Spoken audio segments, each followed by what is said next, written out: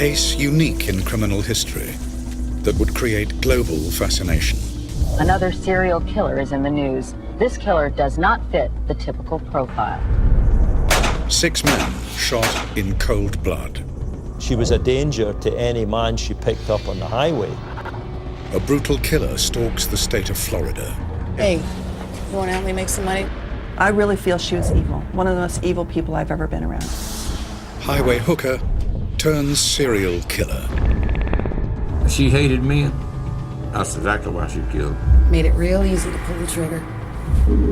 This is the remarkable story of the investigation into the world's most infamous female killer.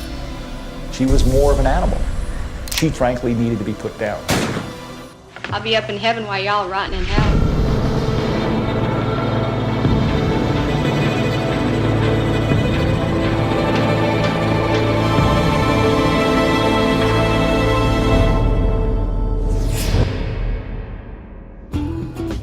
Daytona, Florida's most famous beach and a magnet for holidaymakers and America's retired.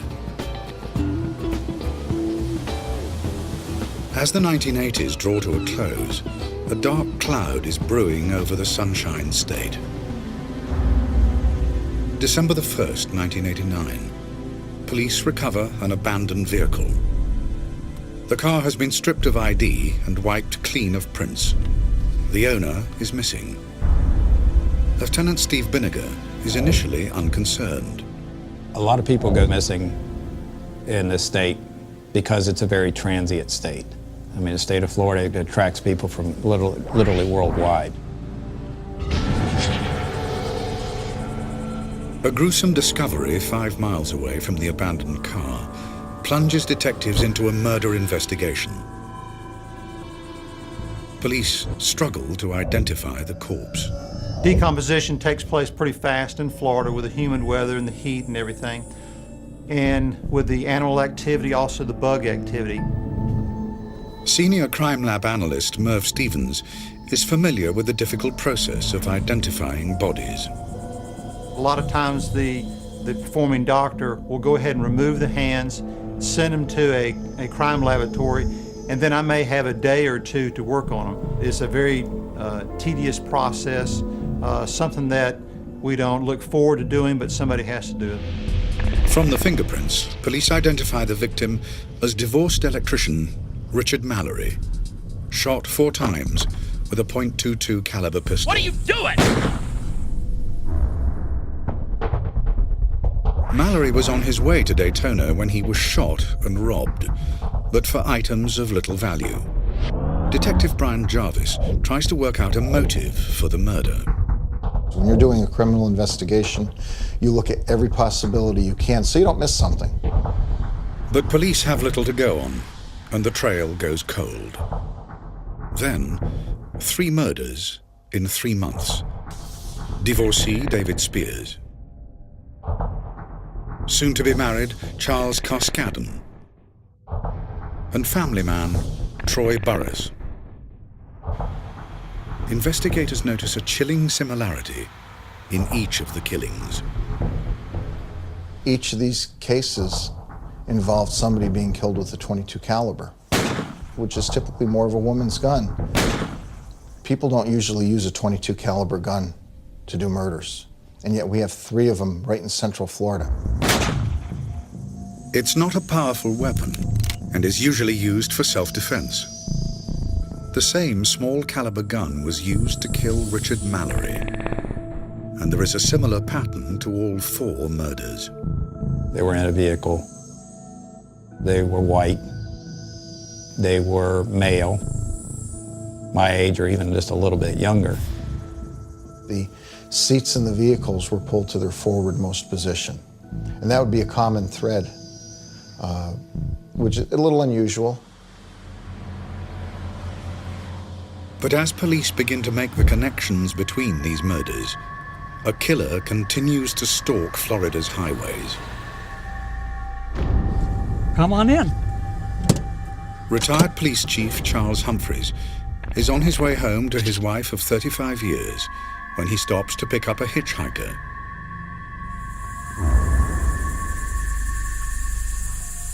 If you want money, I've got money. With a fifth man lying dead, police are rocked by the realization they are hunting a serial killer. A task force is set up to analyze the murders and draw up a profile of the killer.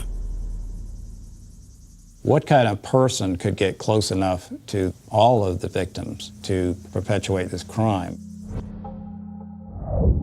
All the particulars to the individual crimes were discussed. There was a timeline set up for all the individual victims' time of death and items that had been found. Forensic investigator Ward Schwab is part of the team looking for patterns that could unmask the killer. That's when the linkages actually started forming for me.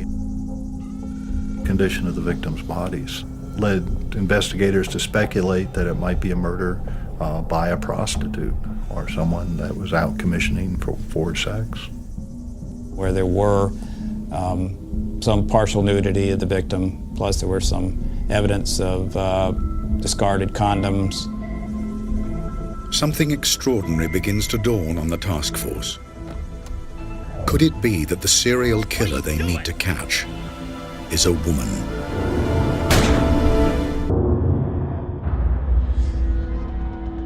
Get out of the car! 5 men shot. Their bodies and cars scattered across Florida's interstates. Just move now. County detectives believe they have a highly unusual case on their hands. They suspect the killer they are looking for is female, soliciting along the highways to get close to the men she robs and murders. There was no other documented female serial killers that we could think of. You wonder, how do they act as compared to a male serial killer? The 5th and latest victim is retired police chief Charles Humphreys, who was returning home from his job as a child welfare officer. When we examined the body further at autopsy, it looked like he had actually been spinning and was being shot as he was turning, like he was trying to get away. The painstaking search for clues at Florida's Central Crime Lab is frustrated by the killer's attention to detail. Lab analyst Merv Stevens processes the evidence in the hope of finding a single print. The individual that was committing this crime was very methodical as far as trying to wipe down all the evidence that they knew possible that may lead the crime scene back to them. Frustrated by the lack of evidence to move the case on, unsolved crime files are reopened in a bid to try and find a lead. The case of missing missionary Peter Sims stands out. Peter Sims was a middle-aged man traveling alone on Florida's interstate. Investigators discover that Sims' abandoned car was found not far from where the 4 other victims' vehicles were dumped. We felt there could be a very good connection here between Peter Sims' vehicle and the other homicides that were occurring. Other cars had been wiped clean, other vehicles had their license plates removed, and every other vehicle had the seat pulled forward. But with the Sims case, there's one crucial difference. The missing man's car has been crashed, and there is a vital piece of evidence inside. A bloody palm print.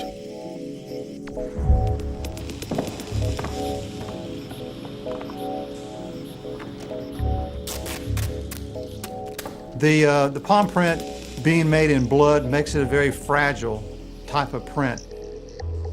If you start moving around too much, the print will actually almost just fall to pieces. It's the first definite clue for the investigators. I theorized that she had touched her forehead and noticed that she had some blood. In grabbing the armrest to release the door handle is where the palm print was found. And unless you take the armrest off, you wouldn't see the palm print. Finding the killer's print is a major break. Merv Stevens works on the critical job of analysis. But the Sims case has provided another vital lead. The police have an eyewitness account from a local resident who was close to Sims' car on the day it was crashed and then dumped. There were a couple people outside of her house using her hose. She noticed they had blood on them, and they were rinsing the blood off. Detectives are staggered. A whole new twist is added to the investigation. The sketch, based on the eyewitness's account, shows not one, but two female suspects. Do investigators now have two serial killers on their hands? It was overwhelming. I can remember my first thought is, what do we do next? But detectives have little time to think before another body is discovered. Normally with a body dump, you have some other evidence there. In this particular case, there was none. It appeared to me that someone had gone to great lengths to try and hide the identity of the decedent. The seventh victim is identified as trucker and reserve police officer Walter Antonio. What forensics notice at the crime scene is vital. We could see indentations on his hands where he had rings that had been removed. We saw an indentation on his wrist where a wristwatch had been removed, but none of those were in the immediate area. If detectives could locate these missing possessions, they could lead directly to the killer. Police begin an extensive search of Florida's pawn shops in the hope of finding evidence. $30. Sign here. But they know time is not on their side. We realized that the frequency of the homicides was increasing. And we knew we had to act quickly because we didn't want to have anybody else killed. The police go public with the sketches of the suspects. It's a subject that seems to horrify and fascinate us at the same time. Another serial killer is in the news. This killer does not fit the typical profile. It was a tough decision because once you release that, you don't know how the public's going to react, if they're going to panic, if they're going to help, what's going to happen, and you really have to be prepared for it. And at this point, we were prepared to release them. Within hours of the report, hundreds of tips come flooding in. There was a sketch of a lady that looked very much like the lady I'd picked up the night before. It said that they suspected there might be a woman going around as a serial killer, and it said, you know, if you've had an encounter with anybody that resembles this person, you know, contact the police. So I told my wife, I said, I should probably give the police a call, and I did. Ted Teschner is one of many who respond to the appeal for information. I was heading north on the road and pulled over because I thought at the time that you know, a lady getting picked up by some guy might get hurt. I thought I was doing a nice thing by picking her up, and I said, well, you know, you're welcome to take a ride in there. She got into the car. She had a bag that she was fidgeting with in her hands. She asked me, you know, do you think I'm a prostitute? And I thought, that's a strange question. I said, no, I just thought you were a lady that was in need of a ride. I wasn't picking her up to get those services, so, you know, she didn't want to stay with me long. The investigators can now begin to build a profile of the suspects. The leads coming in were pretty good. You don't always get that lucky. They point to two women who stay in the Daytona area, who match the description of the eyewitness sketch. Part of the leads indicated that they had stayed at the Fairview Motel under the name of Cammie Marsh Green in room number 8. We had the Volusia County Sheriff's Office check their pawn records to see if there had been anything pawned in any of these names. And what they found was that Cammie Green had actually pawned a couple of items. We got the pawn tickets from them, and one of those pawn tickets included the items that had been taken from Richard Mallory, a radar detector and a 35mm camera. Let's fill this out. Police quickly realize that Cammie Marsh Green is a false name. But the pawn shop has provided detectives with a vital piece of evidence. All right. At that time, you were required to put a fingerprint on the pawn ticket. Well, fingerprints don't lie. Thumbprint here.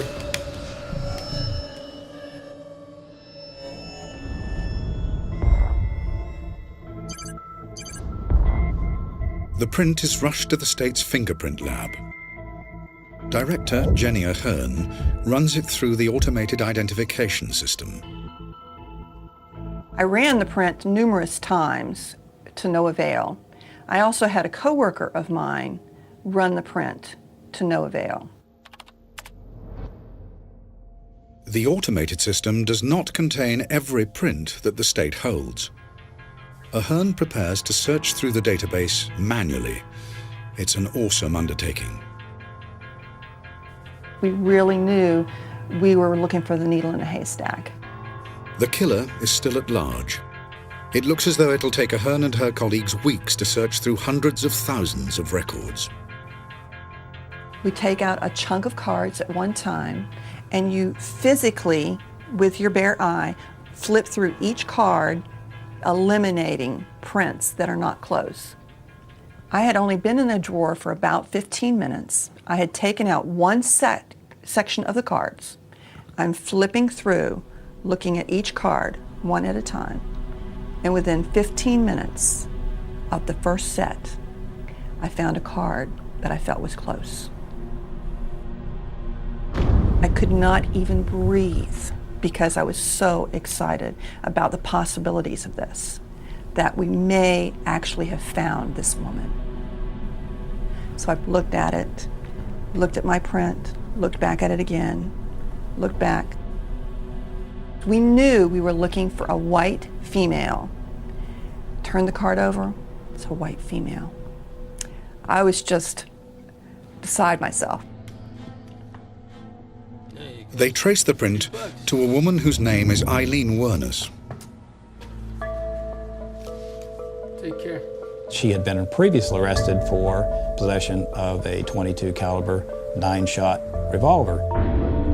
So we're thinking, this is definitely a person that we need to take a hard look at. Investigators need to establish detailed information about the prime suspect. Hey, baby, how much? Come on. She traveled in these circles of, drugs and alcohol and prostitution. She seemed to always gravitate back to the Volusia County area. We decided to put some surveillance teams out. It was very much a long shot. The team begin combing Daytona in the hope of tracking Wernus down. Mike Joyner is one of the undercover officers trawling the bars, while his colleague, Tom Tittle, is part of the backup squad. We were essentially divided up into shifts. Myself and a few others were on the midnight shift, so sleep during the day, and at nighttime we would go around the city trying to fill in into the bars, into the low-life areas. Joyner poses as an out-of-town drugs dealer from Georgia, looking for a good time. We'd go to a bar and get out and go in and belly up to the bar and kind of drink a beer. The trail for Wernus leads them to a notorious biker bar, the last resort. It was pretty unique. The ceiling was made up of bras and women underwear, where they had evidently taken them off and put it in the ceiling, stuck them up in the ceiling with pins and stuff. Owner Al Boeing confirms that Eileen is a regular at the bar, usually drinking with her lesbian girlfriend, Tyria, who she'd been seeing for nearly a year. She used to come in with a girlfriend, Ty. They'd come in for a few beers, hang out for a little while, and take a leave, and the next day they'd come back in, then they'd be gone for a few days, and just like anybody else. But days go by, and neither woman shows up. Detectives discover that Tyria and Eileen have separated, leaving Wernus broken-hearted. They fear she may have left town. Finally, one night, I got lucky, and I walked in the bar, and there she was. The investigators had put together as a sketch what she looked like, and there was no doubt the lady I was looking at in that bar right then was Eileen Wernus. You want to help me make some money? Nah, I'm not interested. Yeah. Get out of here. She made it quite clear that she was a lesbian, and she was a streetwalker, and that's how she made her money. Have detectives finally cornered the killer? State Prosecutor Dave DeMoore knows the stakes are high. If she were to lose surveillance and go out and kill somebody, can you imagine trying to explain that to a group of journalists Why, knowing that you have the chief suspect, that you were able to lose her and she committed another murder? You want a drink? Damn right. Can Joyner lure the streetwise Wernus into his trap? He needs to secure evidence so police can charge her with murder. If he fails, Wernus walks free and more men could die.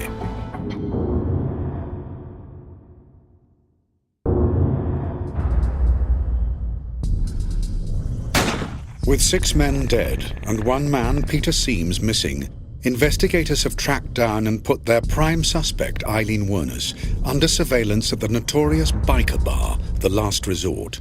The stakes couldn't be higher. My thinking was we found her. We know where she's at. Let's don't lose her. I don't want to be her next victim. You want a drink? Damn right. 2, please.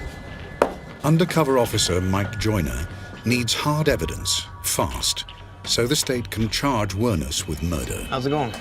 It's going. If the operation fails, more men could die. She wants cigarettes, I'll buy her cigarettes. She doesn't have any money. You want a cigarette? Yeah. As Joyner strikes up a rapport with Wernus, his support team wait anxiously nearby. My group was set up directly across the street from the bar. There was others down the street. And so we had our wire where we could listen to all the conversation that was going on because Mike had the wire on his body. What are you hanging around for? You gonna screw or what? We conferred with the undercover officers too, because they would come and go out of the bar. These 2 guys were excellent undercovers, and I have a great amount of respect for them personally and people who can do that kind of work. As the investigation closes in on Wernus, the team listening in agonize over what to do next. My difficulty was that my job would be to get a conviction based upon evidence that I didn't have yet. Effectively, what we had was a lot of circumstances. We could put her in a lot of places, but we couldn't put a gun in her hand. Is that the key to your hotel room over there? Is that where we're going? No. What police want to find is the murder weapon. If Wernus has a .22 caliber gun in her possession, it'll be crucial evidence. I honestly believed that she had a gun in that bag. So what you got in the suitcase? A little something sexy for later? Damn it! One more, relax. I get you another one. I'll get you another one. Relax. It was starting to get intense because we knew we can't lose her, and of course the safety of the officers was paramount. I said, we've got to arrest her. We cannot let her leave here on the back of a Harley Davidson. Do I think I was going to be the next victim? Yes, I sure do now. But if I had a family, and I sure did want to get back to them. I was ready at the last bar. The plan is for Joyner to lure Wernus outside, so armed officers can arrest them both, making sure that Joyner's role as an undercover officer is not revealed. I said, I'm going to go get a motel room. I'm going to bring you the key. You need to go take you a bath because you stink. You okay? Just stay here, all right? I said, you stink and I stink. We ain't bathed in 2 or 3 days. I guarantee you now, some of us need some water and soap. Hey, look what I got. Look what I got. Get your bag. Let's go. Come on. Come Let me grab my beer. Don't get lost. Don't get lost on me here, darling. Stop! Police! What's this about? Hands behind your head. What's this all about? I didn't do anything! I didn't do anything! They had to put us in the back seat of a patrol car together. And I really jumped on her pretty hard at that point. What the hell did you do? Why were you in here? I don't know. I think they think I killed somebody.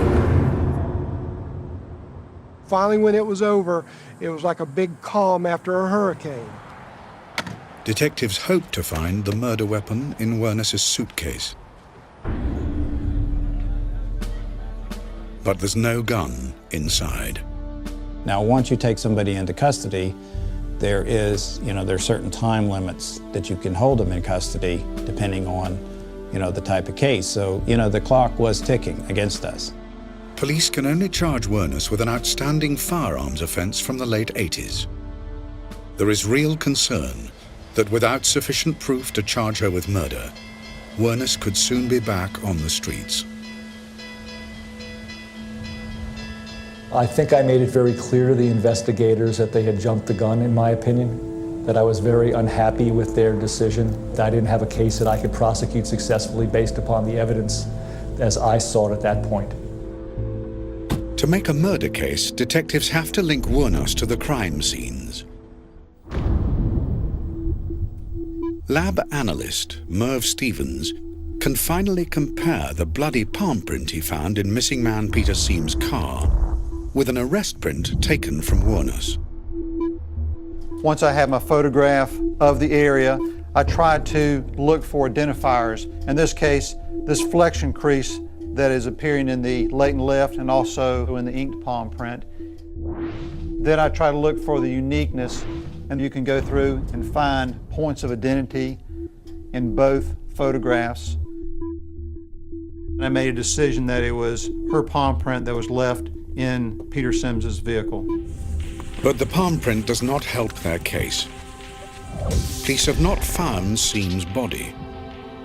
Without his corpse, there's no proof of murder. With time running out, detectives mount a search to track down Tyria Moore, the second female suspect from the witness sketch, and Wernus's ex-girlfriend. We didn't know with Tyria Moore how much she was involved at that point either, but we needed to locate her because we felt like that was going to be critical. Officers tracked Tyria down to her sister's home in Pennsylvania. I wanted to afford Miss Moore an opportunity not only to help me build my case, but to prove to me that she was not involved. And I felt the best way to do that was to put her in a position to assist us in our investigation and set up a surreptitious phone call between she and Aileen Wuornos where they could converse about what had happened. Police realized that Tyria could be the key to securing a confession from Wernus. The confession was critical to breaking the case. I mean, to actually making it from, well, this is probably the person that did it, to convicting this person. Tyria agrees to help. Police set a honey trap. I'm getting scared. Wow. I definitely don't think there's anything to worry about. Well, I'm pretty damn worried. I'm not gonna let you get into trouble. We were sitting right there listening, and she was very nervous about it and worried about it, and she had feelings for Eileen. You could tell she did. But I'm not going to jail for something you did. This isn't fair. Yeah, I don't think she wanted to go to jail for it now. She wasn't that fond of her. You didn't do anything. You evidently don't love me anymore. You don't trust me or anything. I mean, you're going to let me get into trouble for something you did. Listen, quit crying and listen. I can't help it. I would die for you. Would you? That's the truth. I'd gladly die for you. I'll just wait for you on the other side. I love you. I really do love you. I love you a lot. I don't know whether I should go on living or just... I'm not going to let you go to jail. If I have to confess, I will. Eileen, we have 6 murdered victims. I want to know. It's make or break time for the case. Despite the damning honey trap call with Tyria, the police still need a full confession from Wernus to try her for first-degree murder. As Wernus faces a police interrogation, Public Defender Michael O'Neill reminds his client of her rights. That's my job as a defense attorney, to protect her interests at that point. I have to try and convince her not to make any statements and not to give any confession about anything, and told her that she had that right to remain silent, and it would be my advice to her to use that right and don't say anything. But no matter what I said, she wouldn't have it. 8 days after her arrest, police finally ask Wernus the question that proves decisive. I want to know, was Tyria involved in these killings? I did the killings. It was me. Go ahead and put me in the electric chair. Her total focus was on her friend and protecting her friend. She showed absolutely no concern about herself and her own fate. The police tactic of convincing Eileen of the need to save Tyria from prosecution has paid off. Had it not been for that connection between her and Ty Moore, and I would give her this as far as some humanity, she was attempting to protect Ty Moore. You can't take that away from her. There is a link of humanity there. That's one of the only decent things that I saw her do. The more she talked to him, the more I realized that the consequences for her would likely be severe. Most of the time I was drunk as hell. It really didn't matter. I was a professional hooker. I give him a little shit, you know. Made it real easy to pull the trigger. Forensic psychologist Dr. Glenn Caddy is shocked by the picture that emerges of Werner's descent into a life of crime and prostitution. It was clear that this woman had an exceptionally, profoundly impaired history. I know that there was a substantial amount of child sexual abuse to which she was subjected. Abandoned by her mother and paedophile father, Werner was brought up by her grandparents. As an escape from the savage beatings from her grandfather, Laurie Werner, the young Eileen quickly learned to blank out her emotions and use any means by which to gain acceptance. By age 7 or 8, she was hypersexual. I believe the records indicate that she was called a cigarette pig. And the issues were that she would swap sex by age 8 or 9 for whether it be oral sex on a man or intercourse, for cigarettes and for money. The whole rearing experience and how she functioned was consistent with really high trauma events in childhood. At some point in time, I think Aileen had basically said, I've had enough. I'm tired of being taken from. I'm going to take.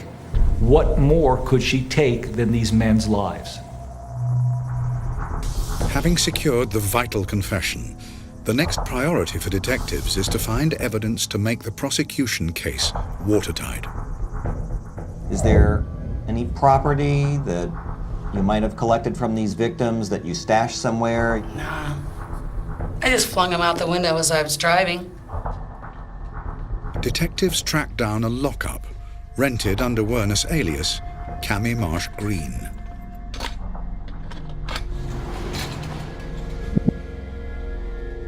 The harsh truth is revealed. Werner has hoarded personal possessions stolen from her murdered victims. A lot of these items were personal to the individual. They were briefcases, they were watches, they were rings. It may have been souvenirs, or it may have been a further attempt to try and hide the identities of the victims. And we were actually able to tick off items and establish what belonged to which victim. For police, this is vital evidence. For victims' families, a reminder of their loved ones. We have some hair here. Among the items is a hairbrush. Bag that. Peter Seams's son is asked to identify it.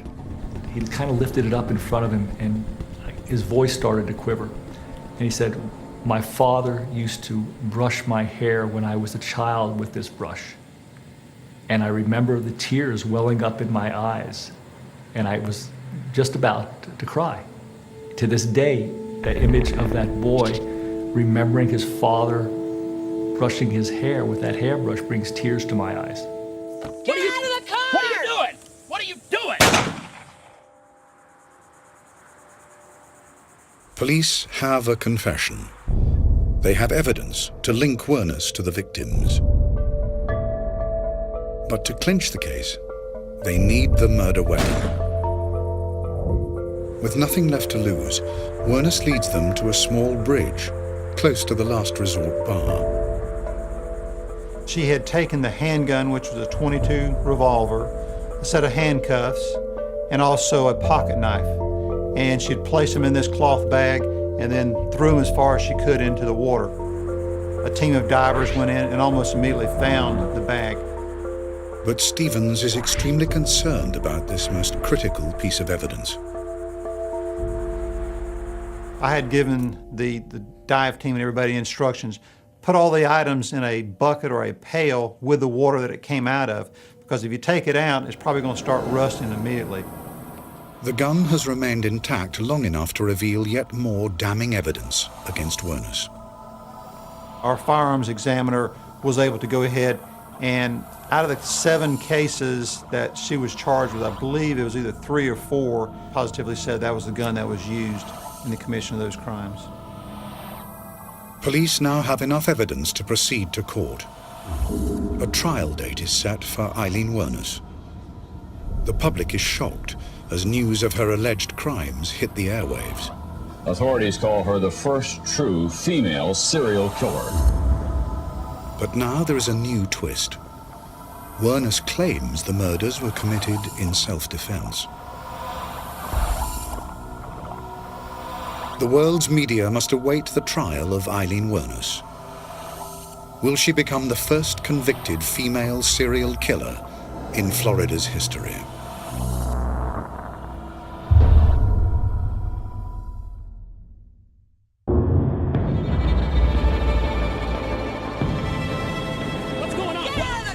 Eileen Werners has been arrested and charged with the serial murder of 6 men. Made it real easy to pull the trigger. In a plea bargain, she admits to 6 murders, hoping to swap her confession for a life sentence rather than death row. I did the killings. It was me. But Werners' plea bargain is rejected. She will be tried for her life. Beat me up, rape me, or kill me. The main thing about Eileen Werners was she was a female serial murderer. And that's why the state would be out to get the death penalty on her. First up is the murder of Richard Mallory, Eileen's first victim. Werners pleads self-defense. You shot him immediately, didn't give him a chance to say anything, did you? Am I supposed to stop the clock and say, rationalize with this guy who wanted to kill me? She described herself as having her neck tied to the steering wheel by a steel cord and having it cut and bleeding. He was going to kill me. He was going to beat the living daylights out of me, choke me to death. There was no blood in the vehicle when it was found by us, no trace evidence to suggest that she had been tied to the steering wheel. Werners' testimony does not convince. Ex-girlfriend Tyria, who is not facing any charges, has become a state witness against her. We were sitting on the floor watching TV, and she just come out and said, I have something to tell you. And I asked her what, and she said that she had shot and killed a man that day. Their taped telephone conversation is powerful evidence against Werners.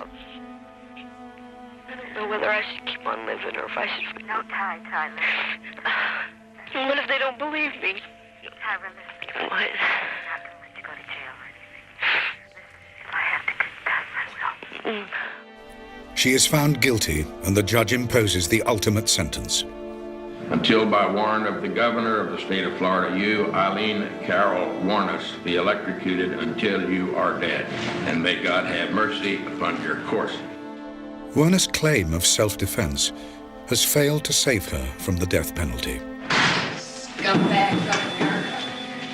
But the judge had not allowed Werners' legal team to present evidence that her first victim, Richard Mallory, had a previous conviction for attempted rape. The fact that he had a conviction years earlier didn't put the gun in his hands. She was the one that carried the gun, she was the one that had it with her, and she was the one that took it out and shot him. When the jury advised us that they were recommending to the judge that Eileen Werners should be put to death, I felt it was justified. I was fine with it. I had no qualms in my heart or my mind that it was the right decision. In March 1992, Werners pleads no contest to the murders of Charles Humphreys, Troy Burris, and David Spears. Probably get 3 more death row sentences, and then I got to go to Pasco and Dixon for 2 more death row. How many times you got to kill me? Then, in June 1992, Werners pleads guilty to the murder of Charles Carskadden. The following February, she's found guilty of the murder of Walter Gino Antonio. She now has 6 death sentences on her head. The victims' bereaved families welcome the verdicts. She shot him 7 times. She's just evil. She's a horrible, evil person. As the body of Peter Seams is never found, Wuornos is not charged with his murder. As Wuornos waits on death row, her defense team mount an appeal against her sentence. If they can prove she's insane, she will escape the death penalty. You have the right to an appeal. Mr. Glazer, is that going to be handled by you or the Your public wife and defender? kids get raped. I would ask that you would point Right. the office. But Eileen Wuornos insists she is sane. She instructs her legal team to drop her appeal against the death penalty. They comply with her wishes. She was controlling her own death because she was a volunteer to be executed. I'll be up in heaven while y'all rotting in hell. She did not have to be executed. She could have continued with her appeals, and it would have been much more difficult for the state to execute her, even a serial murderer. I have made peace with my Lord, and I have asked forgiveness. In 2002, Eileen Wuornos has been on death row for 10 years. Debate rages as to whether she should face execution. Dr. Glenn Caddy assesses whether she is competent to die. My conclusion was that this woman was extremely mentally unstable, that she was not competent because she was suffering a profound delusional disorder. But the state decides that Wuornos is fit to face execution. It's time. At 9:45 a.m. on October the 9th, 2002, Eileen Carol Wuornos leaves her cell for the last time.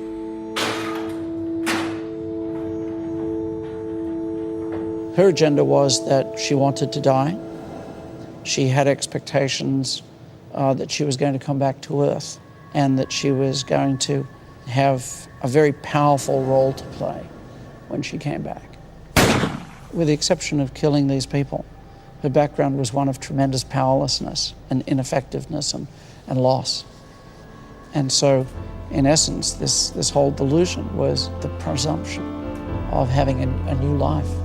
And so she couldn't wait to get there.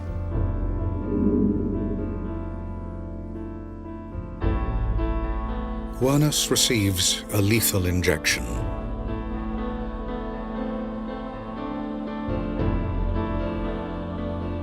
Her final statement was this exactly: "I'd just like to say I'm sailing with the Rock, and I'll be back like Independence Day with Jesus, June 6th, like the movie, big mothership and all, I'll be back."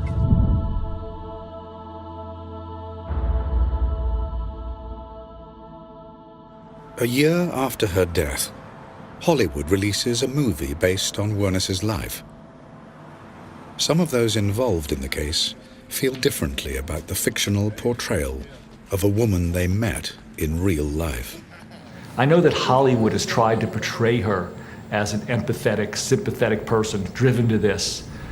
That was not Eileen Wuornos. That was not her life. Give me that damn gun. I don't believe Eileen Wuornos should have been executed. I felt that she was a hideously tragic figure. Her mental state was one of progressive deterioration from probably age 4 onwards.